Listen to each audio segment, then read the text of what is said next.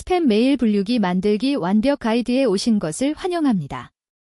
이 영상에서는 머신러닝을 활용해 스팸 메일을 자동으로 분류하는 방법을 배웁니다. 텍스트 전처리부터 나이브 베이즈, SVM 분류기까지 단계별로 실습하며 이해할 수 있습니다. 이번 강의에는 총 10개의 퀴즈가 포함되어 있어 학습한 내용을 바로 확인할 수 있습니다. 이번 영상에서는 총 7가지 주제를 다룹니다. 첫째, 이메일 데이터셋 로드 방법을 배웁니다. 둘째, 텍스트 전처리 기법을 학습합니다. 셋째, TF-ADF 벡터화로 텍스트를 숫자로 변환합니다. 넷째, 나이브 베이즈 분류기를 구현합니다. 다섯째, SVM 분류기와 비교합니다. 여섯째, 분류 성능을 평가하는 방법을 배웁니다. 마지막으로 퀴즈를 통해 학습한 내용을 마스터합니다. 첫 번째 단계는 이메일 데이터셋을 로드하는 것입니다. 스팸 메일 분류기를 만들기 위한 첫걸음은 학습에 사용할 데이터셋을 준비하는 것입니다. 마치 요리를 시작하기 전에 재료를 준비하는 것과 같습니다. SMS 스팸 컬렉션 데이터셋에는 5,572개의 문자 메시지가 담겨 있고 각 메시지가 스팸인지 아닌지 이미 분류되어 있습니다. 팬더즈 라이브러리로 CSV 데이터를 로드하고 레이블을 햄은 0으로 스팸은 1로 인코딩합니다. 그리고 데이터를 학습용 80%와 테스트용 20%로 분리합니다. 코드를 살펴보겠습니다. 팬더즈의 read CSV 함수로 CSV 파일을 읽어서 데이터 프레임으로 변환합니다. 인코딩 옵션은 latin-1로 지정합니다. 컬럼 이름을 V1과 V2에서 레이벨과 메시지로 변경하여 가독성을 높입니다. map 함수로 문자 레이블을 숫자로 인코딩합니다. 햄은 0으로, 스팸은 1로 변환됩니다. 트레인 테스트 스플리트 함수로 데이터를 80대 20으로 분리합니다. 테스트 사이즈는 0.2로 설정하여 20%를 테스트용으로 사용하고 랜덤 스테이트를 42로 고정하여 재현 가능성을 보장합니다. 데이터를 학습용과 테스트용으로 나누는 이유는 무엇일까요? 수학 시험을 준비할 때 연습 문제만 달달 외워서 시험장에 들어가면 조금만 다른 문제가 나와도 손도 못 댑니다. 마찬가지로 머신러닝 모델도 학습에 사용한 데이터로만 테스트하면 실제 성능을 알 수 없습니다. 랜덤 스테이트를 고정하면 코드를 여러 번 실행해도 항상 같은 방식으로 데이터가 분할되어 재현 가능한 실험을 할 수 있습니다. 테스트 데이터에 피트를 적용하면 데이터 누수가 발생하여 실제 성능을 정확히 평가할 수 없습니다. 첫 번째 퀴즈입니다. 스팸 메일 분류기를 만들 때 데이터를 학습용과 테스트용으로 분리하는 이유로 가장 적절한 것은 무엇일까요? 한 번, 컴퓨터 메모리 사용량을 줄이기 위해서. 두 번, 모델이 새로운 데이터에 대해 일반화 성능을 평가하기 위해서. 세 번, 데이터셋의 크기를 인위적으로 늘리기 위해서. 네 번, 학습 속도를 빠르게 하기 위해서. 잠시 생각해 보세요. 정답은 2번입니다. 학습 데이터로만 테스트하면 모델이 그 데이터를 암기한 것인지 실제로 패턴을 학습한 것인지 알 수 없습니다. 테스트 데이터는 모델이 한 번도 보지 못한 새로운 데이터로 이를 통해 모델의 실제 일반화 성능을 객관적으로 평가할 수 있습니다. 이는 수학 시험에서 연습 문제만 암기하면 새로운 문제를 풀지 못하는 것과 같은 원리입니다. 7번째 퀴즈입니다. 트레인 테스트 스플리트 함수에서 랜덤 스테이트 42를 설정하는 주된 목적은 무엇일까요? 한 번, 데이터 분할 비율을 42%로 설정하기 위해. 두 번, 42개의 배치로 데이터를 나누기 위해.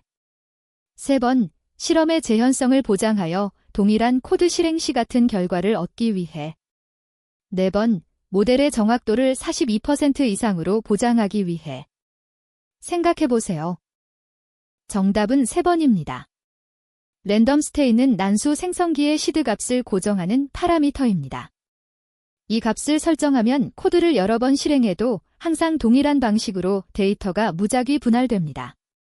이는 실험의 재현성을 위해 매우 중요합니다.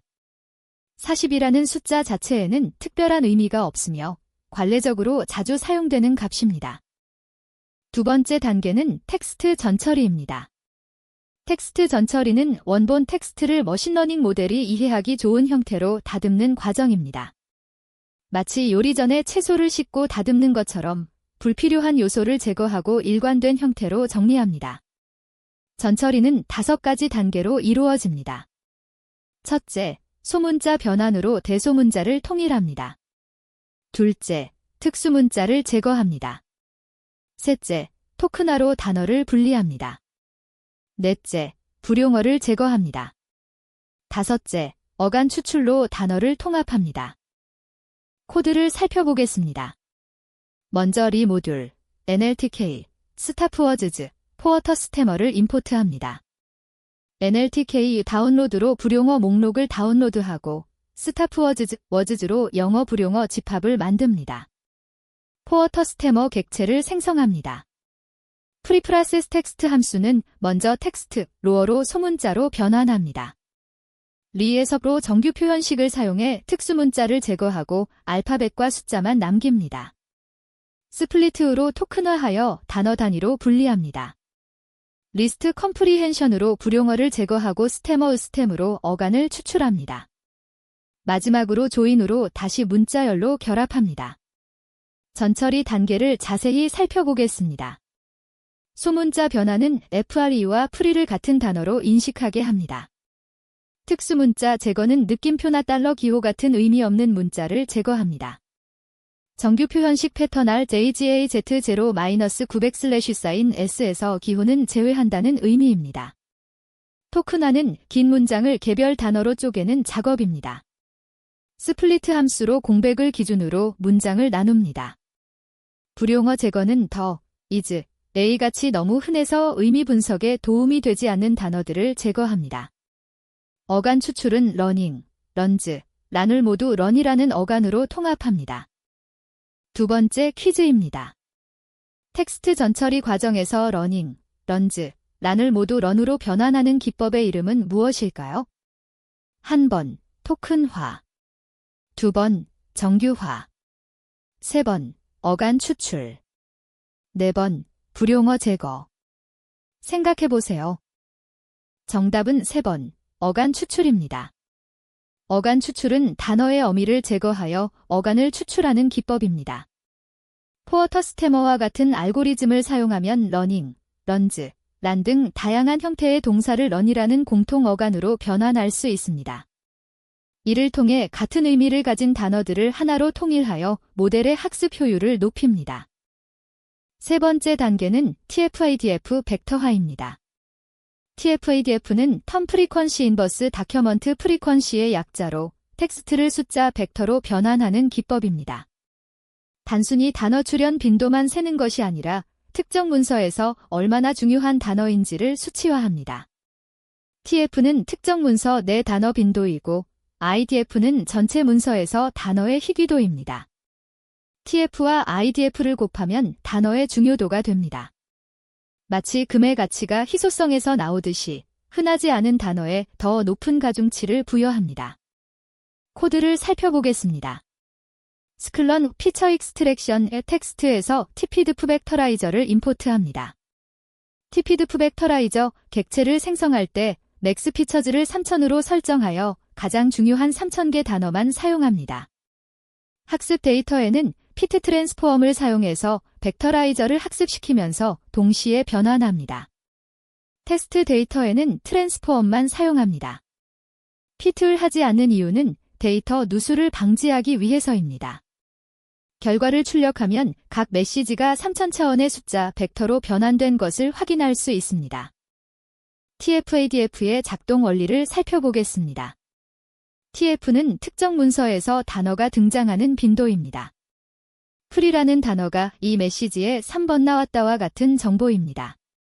IDF는 전체 문서에서 해당 단어가 얼마나 희귀한지를 나타냅니다. 모든 문서에 등장하는 더 같은 단어는 IDF가 낮고 몇몇 문서에만 등장하는 위너 같은 단어는 IDF가 높습니다.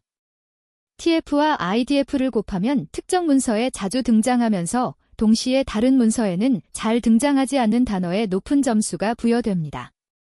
맥스 피처즈는 상위 n개 단어를 선택하는 옵션입니다. 피트 트랜스포엄과 트랜스포엄의 차이를 이해하는 것이 중요하며 데이터 누수를 방지해야 합니다. 세 번째 퀴즈입니다. TF-ADF 벡터화에서 특정 단어의 IDF, 즉 영문서 빈도값이 높다는 것이 의미하는 바는 무엇일까요? 한 번, 해당 단어가 모든 문서에서 자주 등장한다. 두 번, 해당 단어가 특정 문서에서만 드물게 등장하여 해당 문서를 구별하는 데 유용하다. 세 번, 해당 단어의 철자 수가 많다. 네 번, 해당 단어가 스팸 메일에서만 나타난다. 생각해보세요. 정답은 2번입니다. IDF는 전체 문서 수를 해당 단어가 등장하는 문서 수로 나눈 값의 로그입니다. 어떤 단어가 소수의 문서에만 등장하면 IDF 값이 높아지고 모든 문서에 등장하는 단어는 IDF 값이 낮아집니다. 따라서 IDF가 높은 단어는 특정 문서를 다른 문서와 구별하는 데 더 유용한 특징이 됩니다. 8번째 퀴즈입니다. TF-IDF에서 TF, 즉 단어 빈도만 사용하지 않고 IDF, 영문서 빈도를 곱하는 이유는 무엇일까요? 한 번, 벡터의 차원을 줄여 계산 효율을 높이기 위해.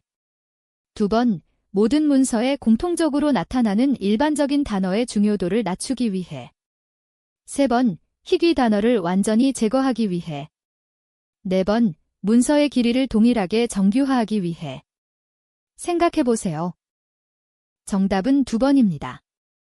TF만 사용하면 더, is, A같이 모든 문서에 자주 등장하는 단어가 높은 가중치를 받게 됩니다. 그러나 이런 단어들은 문서를 구별하는 데 도움이 되지 않습니다. IDF를 곱하면 많은 문서에 등장하는 단어의 가중치는 낮아지고 특정 문서에만 등장하는 단어의 가중치는 높아져서 각 문서의 고유한 특성을 더 잘 반영할 수 있습니다. 네 번째 단계는 나이브 베이즈 분류기입니다. 나이브 베이즈 분류기는 베이즈 정리를 기반으로 하는 확률적 분류 알고리즘입니다. 나이브라는 이름이 붙은 이유는 모든 특성이 서로 독립이라는 단순한 가정을 하기 때문입니다. 가정이 단순함에도 불구하고 텍스트 분류에서 놀라울 정도로 좋은 성능을 보여줍니다. 베이즈 정리 기반 확률 계산을 사용하고 모든 특성이 독립이라는 가정을 합니다. 학습 속도가 빠르고 적은 데이터로도 좋은 성능을 냅니다. 코드를 살펴보겠습니다. 스클런, 나이브 베이즈에서 멀티노미얼 NB를 임포트합니다. 멀티노미얼 NB 객체를 생성하고 피트 메서드로 모델을 학습시킵니다. X트레인 tpdf와 Y트레인을 입력으로 사용합니다. 프리딕트 메서드로 예측을 수행합니다. X테스트 tpdf를 입력으로 넣으면 Y프레드 NB가 나옵니다. 애큐러시 스코어로 정확도를 계산하고 클래서퍼케이션 리포트로 정확도, 정밀도, 재현율, F1 점수를 함께 출력합니다. 타겟 네임즈를 햄과 스팸으로 지정하여 가독성을 높입니다. 나이브 베이즈의 작동 원리를 살펴보겠습니다. 나이브 베이즈는 학습 데이터를 통해 스팸 메일에는 이런 단어들이 자주 등장하고 정상 메일에는 저런 단어들이 자주 등장하는구나라는 패턴을 학습합니다. 베이즈 정리의 핵심은 이 메시지에 FRE, WINNR, PRIZ라는 단어가 있을 때 이것이 스팸일 확률은 얼마인가를 계산하는 것입니다. 멀티노미얼 NB는 다항 분포를 가정하는 나이브 베이즈로 TF-ADF처럼 단어 빈도 기반의 특성에 적합합니다. 스팸 분류에서는 특히 정밀도와 재현율이 중요합니다. 네 번째 퀴즈입니다. 나이브 베이즈 분류기가 나이브, 즉 순진하다고 불리는 이유는 무엇일까요? 한 번, 계산 방식이 단순하고 느리기 때문에. 두 번, 모든 특성, 즉 단어들이 서로 독립적이라고 가정하기 때문에. 세 번, 텍스트 데이터만 처리할 수 있기 때문에. 네 번, 학습 데이터가 적어도 작동하기 때문에. 생각해보세요. 정답은 2번입니다. 나이브 베이즈는 모든 특성들이 서로 조건부 독립이라고 가정합니다. 즉, 무료라는 단어가 나왔을 때 당첨이라는 단어가 나올 확률이 무료의 존재 여부와 무관하다고 봅니다. 실제 텍스트에서는 단어들 사이에 상관관계가 있지만 이 순진한 가정에도 불구하고 실제로는 놀랍도록 좋은 성능을 보여줍니다. 다섯 번째 단계는 SVM 분류기입니다.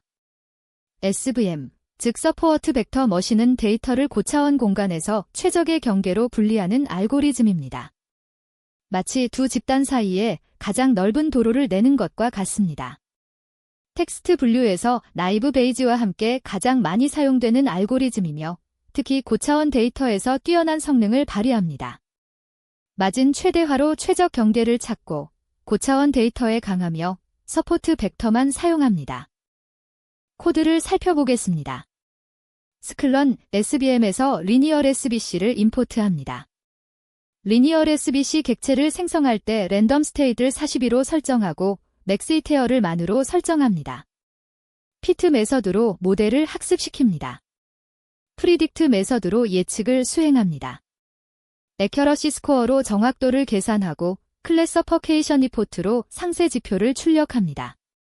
마지막으로 나이브 베이지와 SVM의 정확도를 비교합니다.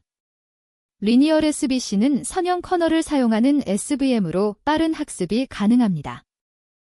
SVM의 작동 원리를 살펴보겠습니다.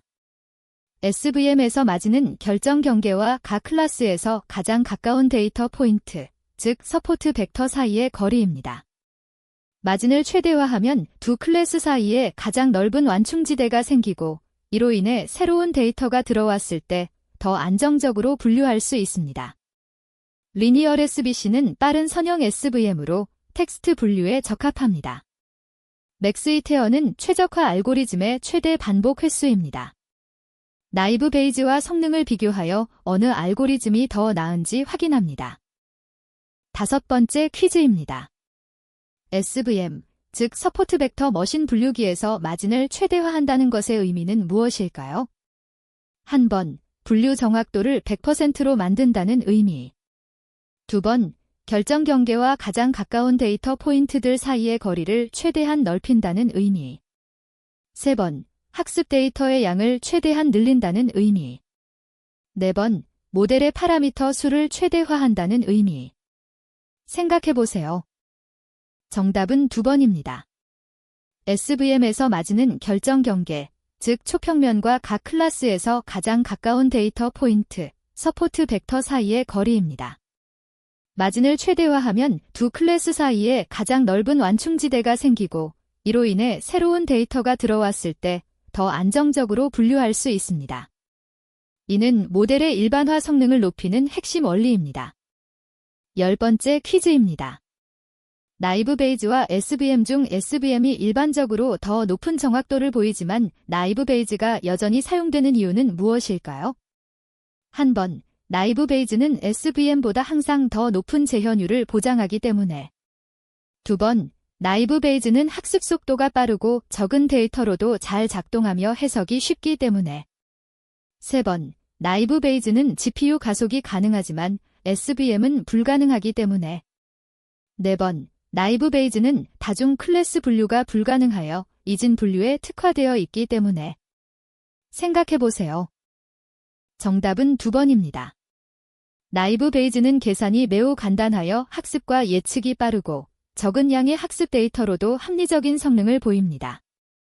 또한 각 특성이 결과에 미치는 영향을 확률적으로 해석할 수 있어 모델의 동작을 이해하기 쉽습니다. 반면 SVM은 더 복잡한 최적화를 수행하므로 대용량 데이터에서는 학습 시간이 오래 걸릴 수 있습니다. 따라서 빠른 프로토타이핑이나 해석 가능성이 중요한 경우 나이브 베이지가 선호됩니다. 6번째 단계는 분류 성능 평가입니다. 분류 성능 평가는 단순한 정확도를 넘어서 모델이 실제로 얼마나 잘 작동하는지를 다각도로 분석하는 과정입니다. 정밀도, 재현율, F1점수, 혼동 행렬 등 다양한 지표를 통해 모델의 강점과 약점을 파악할 수 있습니다. 정확도만으로는 부족하며 정밀도와 재현율을 함께 봐야 합니다. F1점수는 조합 평균으로 두 지표의 균형을 나타냅니다. 혼동 행렬 분석으로 오분류 패턴을 파악합니다. 코드를 살펴보겠습니다. 스클런 매닉스에서 컨퓨전 메일릭스와 컨퓨전 메일릭스 디스플레이를 임포트합니다. 컨퓨전 메일릭스 함수로 혼동 행렬을 계산합니다.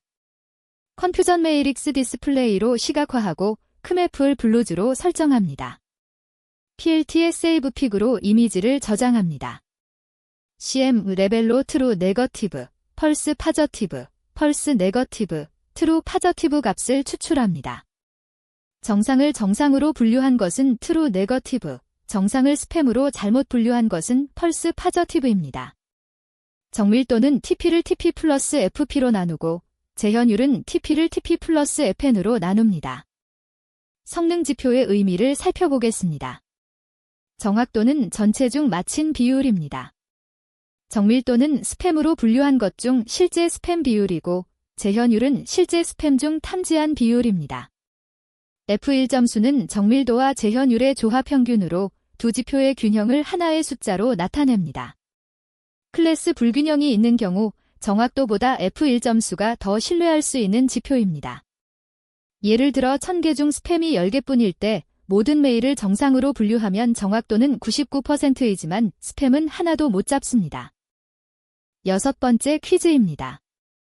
스팸 메일 분류기에서 재현율이 낮고 정밀도가 높다면 실제 서비스에서 어떤 문제가 발생할 가능성이 높을까요? 한 번, 정상 메일이 스팸으로 잘못 분류되어 중요한 메일을 놓치게 된다. 2번, 실제 스팸 메일 중 상당수가 스팸으로 탐지되지 않아 사용자에게 전달된다.